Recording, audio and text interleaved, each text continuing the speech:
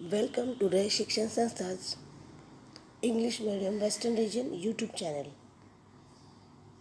Subject Science and Technology Part 1, Standard 9, Lesson Name Laws of Motion as a revision, video number 17. In this video, we are going to revise equations of motion using graphical method. Newton studied motion of an object and gave a set of three equations of motion. These relate displacement, velocity, acceleration, and time of an object moving along a straight line.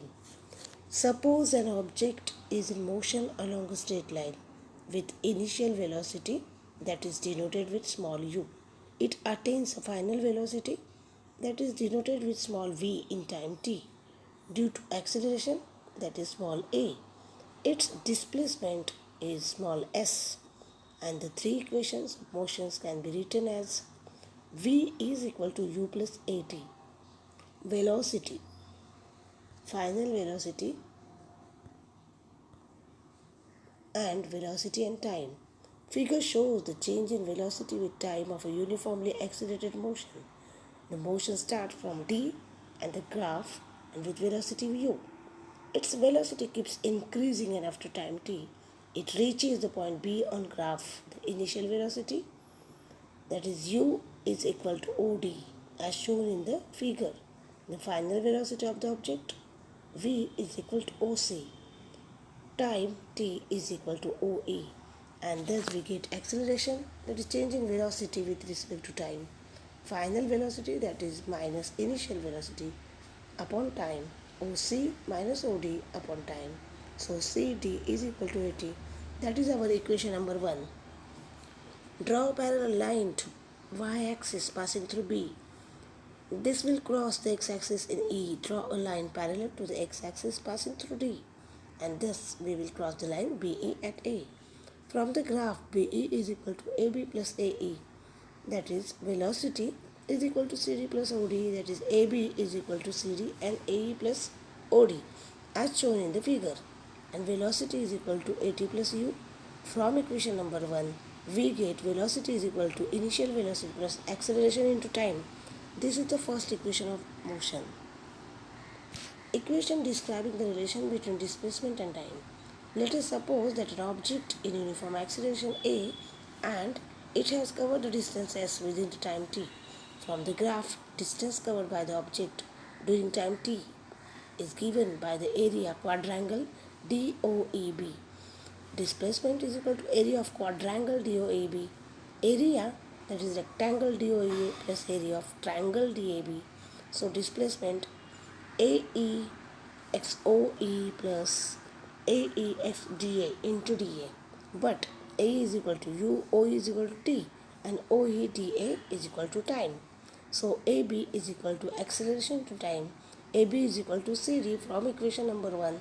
Thus we get Newton's second law of motion, that is displacement is equal to ut plus half at square. Equation describing the relation between displacement and velocity.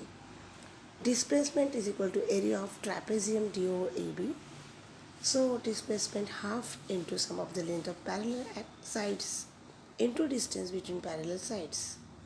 Displacement half into DOB into OE, but OD is equal to initial velocity, B is equal to final velocity, and OE is the time. So S is half into U plus V, initial velocity plus final, and into time. That is equation number 2 we get here. But acceleration is equal to final velocity minus initial velocity by the time, that T is equal to V minus U by acceleration, that here we get the equation number 3. And by putting the value, thus we get Newton's third law equation of motion, V square is equal to U square plus twice acceleration into displacement. Uniform circular motion. Observe the tip of the second hand of a clock, and the speed of the tip of a clock is constant, but the direction of its displacement and therefore its velocity is constantly changing. As the tip of moving along a circular path is motion is called uniform circular motion. Here we take an example of a draw rectangle path. Place a tip of your pencil in the middle of any side of the square of the path and trace the path. Note how many times you have to change the direction and while tracing the complete path. If you increase the number of slides of the polygon and make it infinite, then we have to keep changing direction more and more times. When an object is moving with a constant speed along a circular path, the change in velocity is only due to the change in direction. And thus, when an object moves with a constant speed along a circular path, the motion is called uniform circular motion. And for example, the motion of a bicycle wheel. If an object moving along a circular path of radius r takes time t to come back its original starting position, its speed can be determined using the formula given below. Speed is equal to circumference by the time.